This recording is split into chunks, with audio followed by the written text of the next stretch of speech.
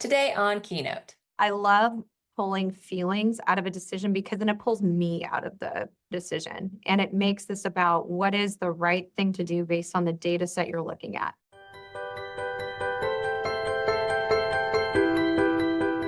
I'm Sarah Richardson, a former CIO and president of This Week Health's 229 Community Development, where we are dedicated to transforming healthcare one connection at a time. Our Keynote show is designed to share conference-level value with you every week. Now, let's jump into the episode. Welcome to Keynote, where today we're interviewing Jennifer Stemmler, a visionary leader driving digital transformation in healthcare IT. As Chief Digital and Information Officer at Adventist Health, Jennifer is spearheading one of the most ambitious EHR migrations in recent history, moving 28 hospitals, 400 clinics, and home health services across 3 states from Oracle to Epic. This nearly 3-year journey, set for a big bang go live in September of 26, is guided by the principle, on time, on budget, on Epic, on us, emphasizing accountability across the entire organization. In this conversation, Jennifer will share the strategic decision-making, change management approaches, and key lessons learned in executing a project of this scale, ensuring not just a successful implementation, but a sustainable and growth-oriented future for Adventist Health. Thank you for joining us today, Jennifer. I'm so excited.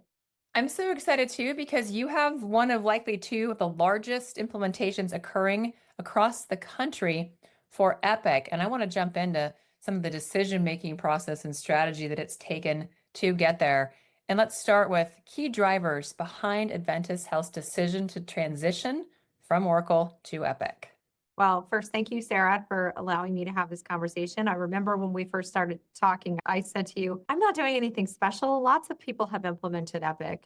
Nowhere am I the expert today. I've leaned on so many of those that probably are watching to give me feedback. But then you reminded me, wait a minute, you're going live on a single day with every site of care, with probably one of the largest instances of Epic to go live to date on a single day. And we wrapped in pretty tight program guidance and benefit realization. And I said, yeah, we are doing that.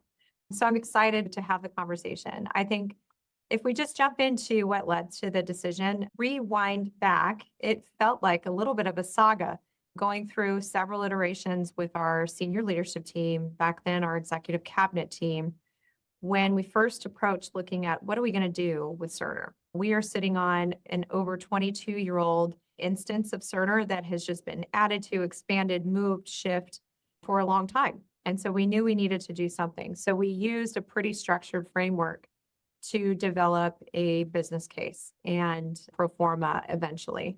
But in the beginning, one of the options was keep Cerner, do nothing. Second option was keep Cerner and implement a brand new instance of Cerner because we knew that we just were not there today, or move to something else. And you all know what we chose. We chose the move to something else. A lot of those key objectives, when I rewind time back then, that I helped walk our senior leadership team through was really a focus on a platform that was focused on the future. So something that we knew we could sustain a pretty sizable growth in our revenue cycle. We had some pretty significant challenges and still do. We're still on Cerner with revenue cycle today, and felt like one of the core constructs in the time and a place when we were operating back then, our margins are smaller. We really need to collect every dollar on the table that we're owed. And so focusing on that as a key driver, but then also on clinician experience and the extensibility of the platform to community providers, using it as a growth strategy and a benefit to the health system, where we really just couldn't do that in the past. And it was prohibiting some of our growth strategies that weren't a typical M&A activity.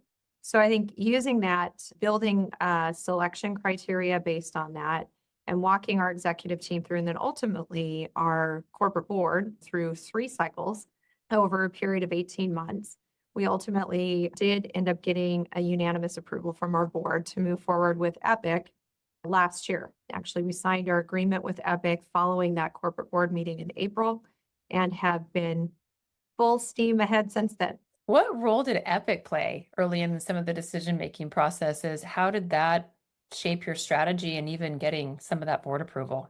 That's a really good question. I will say, having worked with Cerner the entire time I've been at Adventist Health, and then working with Epic, it was a breath of fresh air to have not really a sales process, but have someone really inform us with, okay, we understand that these are the strategies for Adventist Health.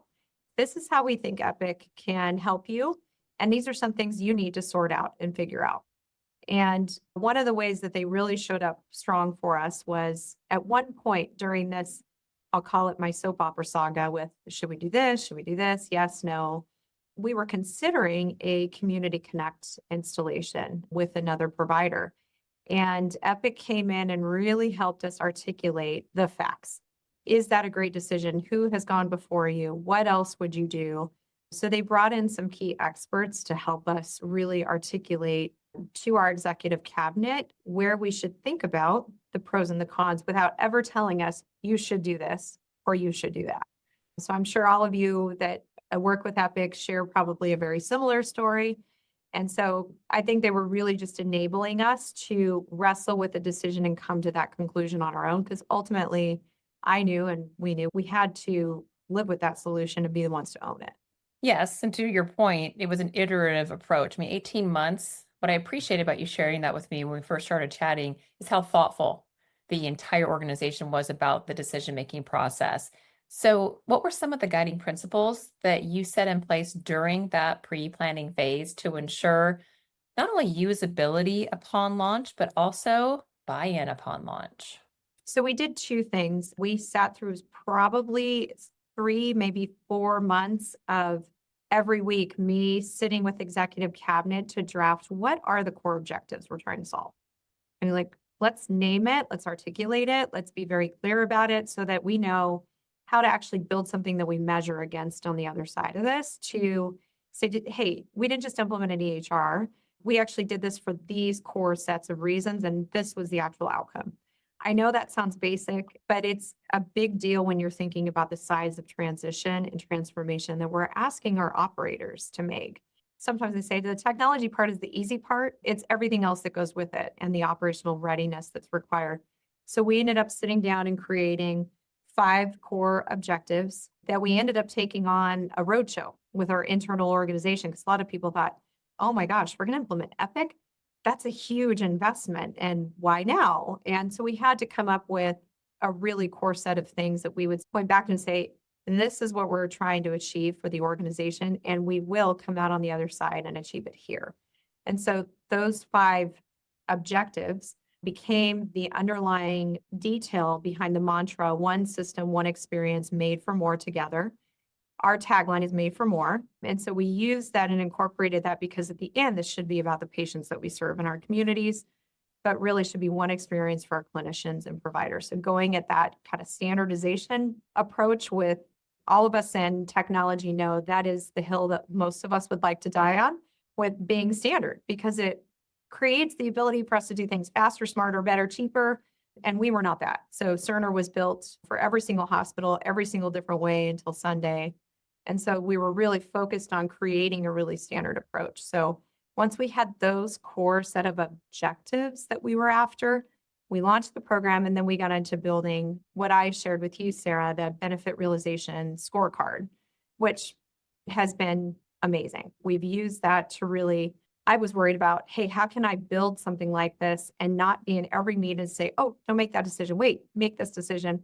And so that benefit realization scorecard ended up defining a framework that we had owners with objectives and decision guardrails, escalation points when things went outside of that. And so really took something as simple as we want to increase OR throughput, and building out the set of, for those of you that have done an EHR implementation, set of decisions that you know you'll be faced with during that implementation that are part of the designing phase, and taking that and constructing it and attaching it to that scorecard so that as work groups were set off, we had 77 work groups start in January with over 1,500 people across our organization, and setting them off and letting them go through decisions with guardrails and framework, but then mapping it to that scorecard so we knew, all right, we're starting to think about this massive change. If we want to go after that means, yes, we want to do that in Epic, but that requires a policy change or a procedure change or something else in order to get that full benefit. And then who's on first? Who's responsible? Who's going to work on it now? Can we do it before it go live? So it's, as you can imagine, Sarah, a whole set of if-then statements with owners, and it's a massive machine right now. It should be a massive machine. And kudos to you for the 77 work groups with the 1,500 people. The level of detail going into just the conversation is such a win ahead of time when it comes to the OCM perspective of something of this magnitude. And I love what you shared previously, that your slogan from all of this work created an on time, on budget, on epic, on us perspective. That's powerful. And how has that mindset also helped shape the accountability across verticals separate from just the scorecard? It's a core requirement. So we called it, or maybe I didn't, it was our CEO, Carrie Heinrich, called that mantra our immutable assumptions, meaning we must meet that or else, or there's something that needs to trigger. And so because he was so adamant that those things needed to be in place, we took the opportunity, having the support coming from our CEO and having him actually voice that in town halls, to build that into our governance structure and our communication plans. And every way that Epic shows up has that tagline somewhere included. So whether it be every opening slide of a governance deck or every town hall or roadshow that we do, that shows up. And the reason why that becomes important, you can really, if you think about it, tie every decision that goes off track to one of those things. And things like on budget, as simple as that may sound, we've got a very tightly controlled budget process right now. And anything that is a deviation on a specific line item immediately goes up through an escalation track based on budget as a component that it's violating.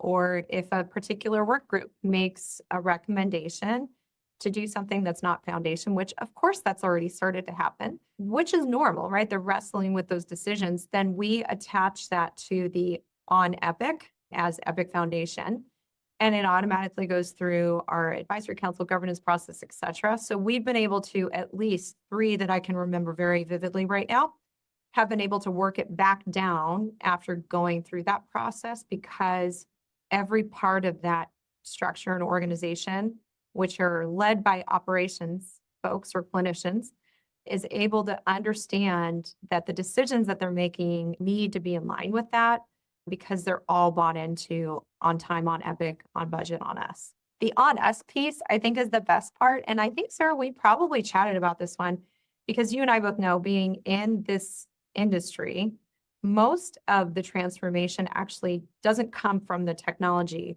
It comes from the operational change that the organization actually achieves. And so that's why we added the on us at the end. So for a while, we just had the first 3. We added on us at the end because, as my chief nursing officer and I, who shares my wall with me, we said, look, if we don't own the change and we try and attribute that to someone else, or we try and give that responsibility away to a consultant, or you name it, fill in the blank, we will never actually see the transformation on the other side, whether it be in the net revenue lift we're looking for, or the clinician experience change, or the patient experience change, because the technology alone can't do it. And so we added the on us at the end, and that's kind of been our cheerleader stance every time we get in one of these rooms with operators is, hey guys, we have no knight on a white horse coming to save us. We are the team that is going to do this. So let's roll up our sleeves. It's on us to get this change on the other side. It reminds me of the Carl Sagan quote from Pale Blue Dog, where he's like, nobody is coming to save us from ourselves. Yeah. So therefore, we better pay attention to how we're treating our environment. Tell me more about the role of the benefits scorecard and the matrix playing in ensuring data-driven decisions are being made. So it's not just how somebody's feeling that day, it's you're aggregating information in real time to solve problems as you mature in your rollout.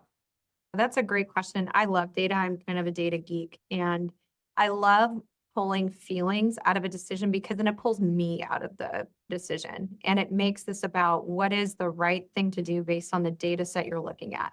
There will always be feelings involved, But I think we're moving everyone's cheese with this program. And so I think it would be insensitive to think that's not a factor. It is, but just something as real. And you'll have to check back in with me later to see how this goes. So I'm going to give you a sneak peek of how we've used data in a very recent decision. So our clinical group, we've got a best practices and standards advisory council that I put that in place that sits over the top of clinical, rev cycle, consumer, because there will inevitably need to be a tiebreaker.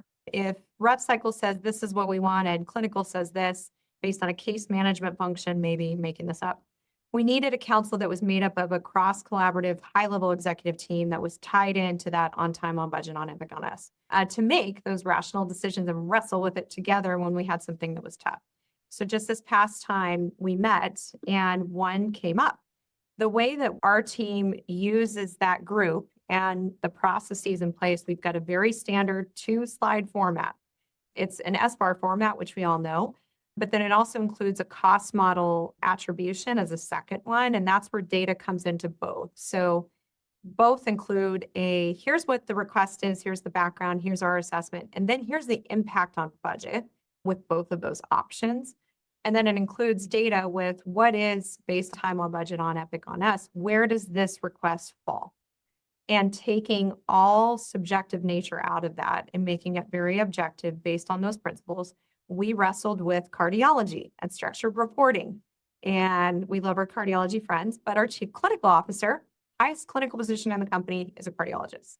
He is a very big supporter and has been for on time, on budget, on Epic, on us, and said we will implement Cupid for structured reporting, both invasive and non-invasive, because we made that decision. Well, of course, when the work group wrestled with it, they said, no, we're going to keep our CVIS custom thing that we've all built. And it was all based on feeling. And so what we did was we brought it to this group and said, here's the impact of that decision. Here are the number of sites, the number of decisions. This is how it relates to on budget. It's off budget because now we're going to pay for these 10 CVIS systems we have all over the market. So we presented it that way, tracked back to a benefit scorecard with an integrated clinical delivery system and best practices across our service lines, cardiology's core service line. Just tied it back there in our benefit scorecard. It ended up the advisory council said no. And then how do we get the right people engaged? How do we put the plan together? So there's a whole set of other things that happened after that. I would not call the decision final because we all know how those work, but you'll have to check back in with me and see how Cupid and cardiology went using data with a very emotionally charged decision from a group that felt like we get to make the decision. I'm not laughing because of I've been there with anesthesiology and some other teams where, 10 rounds of decision making, you make a decision, you do it, and there's always like the strife that comes around. But you've got these 77 work groups and this council flowing in. How are you managing the internal tension around the transformation? And I'm just curious about some of the biggest lessons learned in aligning teams, because to your point, the decision can be made with data. You take out as much of the emotion as possible. There's a residual effect, regardless of when a decision is made and how it is made. What are some of those aspects that you've already refined in this approach? It's interesting, and I wouldn't say we've completely cracked the nut. I think what I will say is I've encouraged my team to be, and it's how I lead generally anyway, be open, transparent, authentic, and show up with curiosity. And so if you come into a conversation where you feel like there is no way on God's green earth we are going to do that, you have to step back as teams connect with each other. As you have my IT team, the cardiologists in the group, Epic, our other third parties that are included, really come together with a construct of we need to be curious. We also have a shared goal in mind. So making sure everyone's checked the box on the shared goal. And then we do have tension. There has been several points where people want to engage because they know what the right thing is and they think, well, that's the only way. And so we've had to learn and iterate. So what I keep telling my program leadership team is don't be afraid to realize where we've got a failure point in that process and suggest a change. We've got plenty of room and a long road ahead where we should be able to say, okay, this really isn't working. We're not seeing the benefit on the other side, or we can't see it. We're looking ahead 2 years and we think this isn't going to play out well. Raise your hand and say something, and let's make that change. And we've had to do that, especially in different example with value-based care. We are aspiring to be this great value-based care shop in California and in Oregon and other markets. And it's going to require that we really have some structured conversations around what is the right way to go about, what do we want to be in 2 to 3 years. And so the business is figuring that out alongside of Epic coming in and saying, make these decisions right now. And so it's been interesting, and we've had to make 2 or 3 iterations with getting multiple people and teams to come together under a shared goal. And that tension is very healthy tension. And I would say we really do have to leverage a lot of the relationships that we've had in the past with pre-Epic to really say, hey, let's just sit down and put Epic to the side for a minute. Let's figure out, what does Adventist Health want? What does Adventist Health need? Not today, because we're living in today, but in 2, 3, 5 years down the road. And getting really the accountability and the rigor around doing that, rather than just talking around each other and going in around and talking to someone else to get them on your side. I mean, that's the way that things were done in the past, and we knew that we couldn't operate that way. You mentioned app rationalization as part of the outcome on some of the decision making. Yeah. And Epic's got a ton of native solutions. I mean, how are you thinking about leveraging what is native to reduce your footprint, but also making sure that innovation is part of the conversation, even though standardization is an important aspect of this initiative? That's a great question. You really are hitting the nail on the head with where my role as the CIO really gets to be very critical and trying to guide this from the 30,000-foot level, knowing that if I rewind time back to when we created the business case and the pro formas and everything that I walked the board through, a lot of that, other than the net revenue lift with Epic, a lot of the cost savings was coming from my analysis and recommendations on early app rationalization savings. And so we cataloged over 80 applications. Cerner is one of those 80. And, we've got like 3,000 Cerner modules, but then 80 other distinct applications outside of Cerner Millennium. And so we cataloged all of those, looked at contract dates, looked at markets where they were in, looked at contract annual spend on each of those, and then other associated factors like labor and data storage and other things we were paying for, came up with a multi-year plan, and we had a target attached.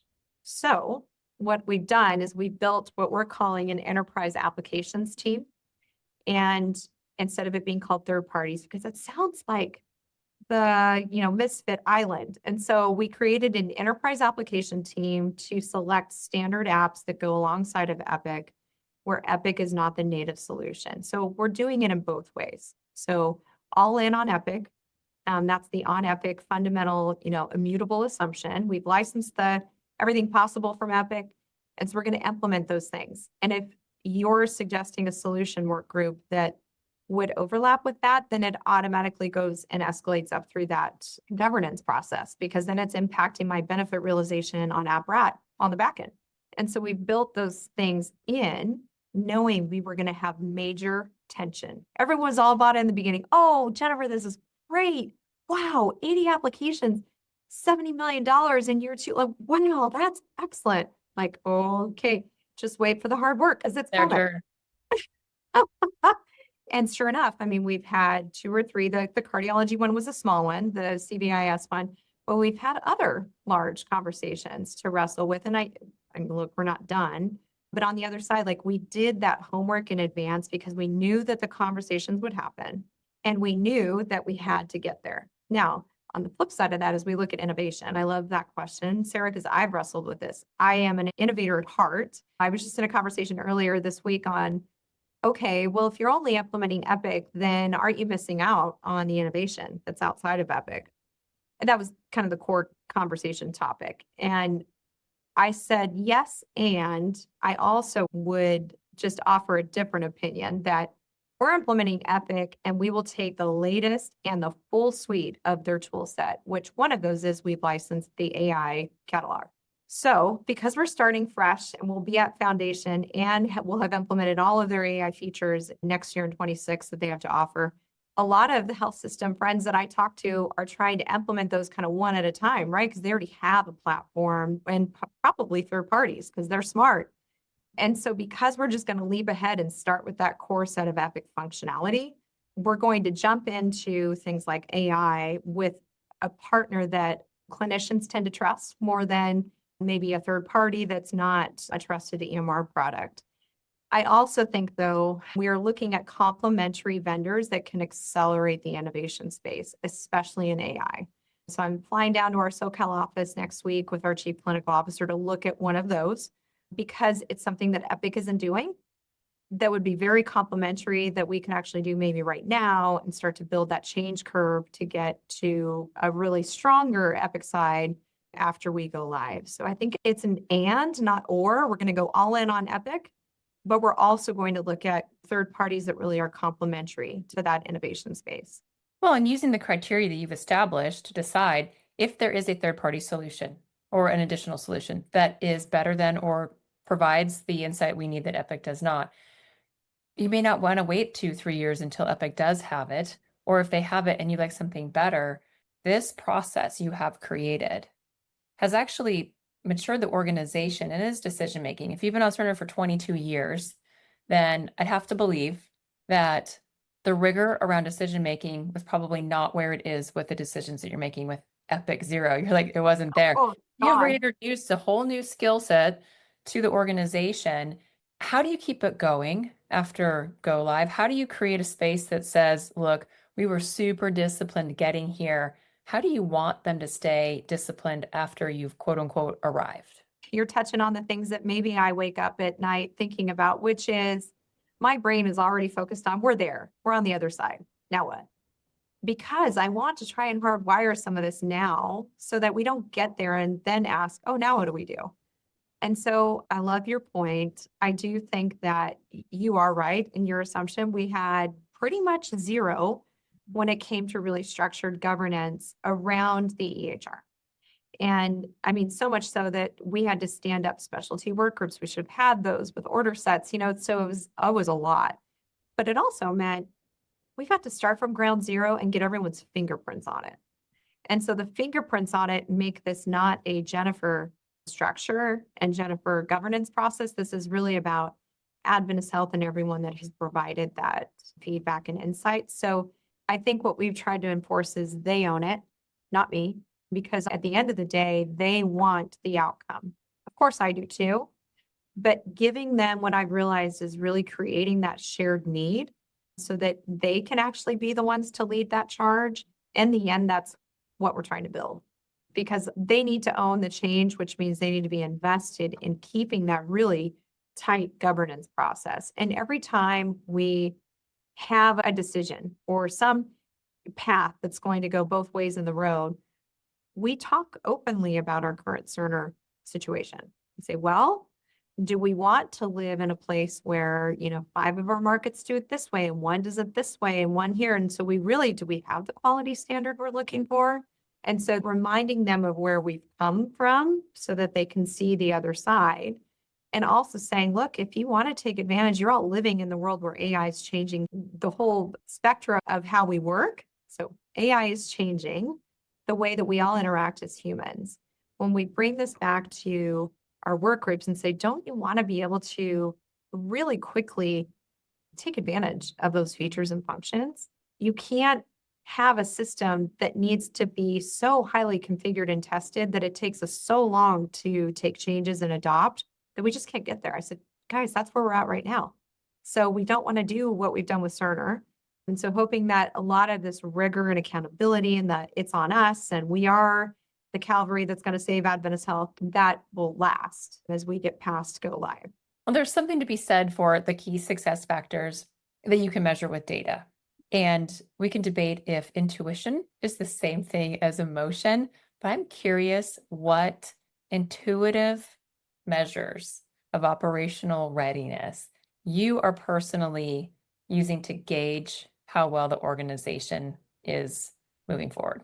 I call it the Jennifer meter. Like, what is there's an internal conversation with you that you're like, all the data in the world, I still have these moments of like, okay, what needs to feel good in my gut on some of these decisions? It's a really good question. I like to think that I do have an innate ability to read the room and read where people's heads are.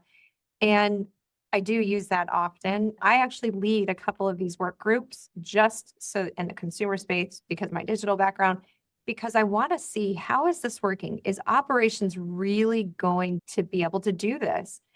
And the way that I really can see where it's not working, and then I'll go to where I think it is, when I'm in these work groups and I see where they default back to with historical bias or with, well, this is the way we've always done it, so we can't, and then fill in the blank. That's where I think, "Oh, I don't see it." I was in a work group with my network president that's leading our biggest footprint and was our previous chief consumer officer that he and I did a lot of work together in the beginning. We were both looking at the ED welcome and ED functionality that really makes it very digital focused, and we have zero digital tools in that space today. And just to see the reaction of the work of like, oh, no, we can't do, no, we can't. And then Jason and I huddled offline and said, you know what? I think we presented it wrong. I think we need to go back to them and help paint the picture of what it could look like. What does good look like? And then walk back their role in getting there. They don't see their role in that space. They see the way that they work today and all of that complexity and just can't see their way on to the other side. So I think it's just one example of if I see the work group members or the leaders that are leading those work groups, that's even worse, really not able to see the change on the other side, then I feel less confident that they're going to get the operational change in place needed to get there. Scheduling is another one. So I think that's really one where I've doubled down with our leader for RevCycle, our RevCycle executive. And her and I have put our heads together and really said, okay, this is going to be really big and tough and will require a lot of operational change. I don't think we're going to get there with the way things are structured today. What can we do to start to put things in place? None of that was really, none is a strong word, led by data. A lot of it was just they're making decisions based on fear or historical bias or something else that's not going to get that change on the other side. Different from when I see a leader make a decision that is absolutely change oriented because they see the benefit on the other side, either to a patient or to clinicians. And I think, all right, they were really quickly able to see the change that was required. That's going to get there. Like we have the right people in the room to make sure that they actually build the plan and start to think about, oh, that means we have to change this policy and we have to go to this compliance group, or we need to talk to privacy. I can see them processing the change that's needed, which gives me greater confidence that we'll actually get there on the other side. It's not just a, yes, we approve that building block in Epic. Yeah, it's not happening to them. It's happening with them, and they're in it in that mix. That's So right. I'm gonna fast forward you to, let's just say it's 30 days post go live. And what does success look like for you at that point? What do you want to be true in October of 26? Oh, that's a great, I want to be alive. Just kidding. It's going really well. So I'm saying that a little tongue in cheek with my CIO friends this past week who said, oh, I don't envy the place that you're at. And I said, what do you mean? This is fun. And they looked at me like I was absolutely crazy. I think if I get to, when I get to, not if, when I get to October, success really looks like we have at least a handful of examples that'll still be very early on, a handful of examples where I have clinicians or operators that feel like this was the right decision. We absolutely made the right decision. This was really hard. This was really tough. Maybe it was one of the hardest things they've ever done in their career, and we probably will very likely still be in the thick of it. But for one, two, three, a few of those at each of our sites to say, even though this is hard, I see the benefit today, or I see it on the other side once we get out of the stabilization. They can see the hard work and the change that they really put all of their muscle and sweat into, and they can see it pulling through on the other side.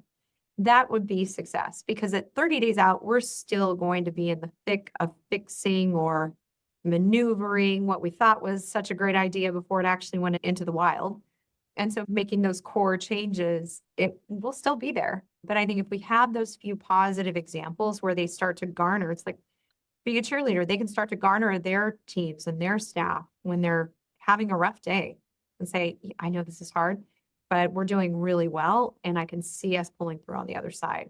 I look forward to the wins that you share and what it took to achieve each of those wins, because every single one of them started with a work stream, and look how far you will have come. So I have to ask you this last question because of the magnitude of what you have undertaken, is if you could give one piece of advice to another health system considering a similar transition, what would it be?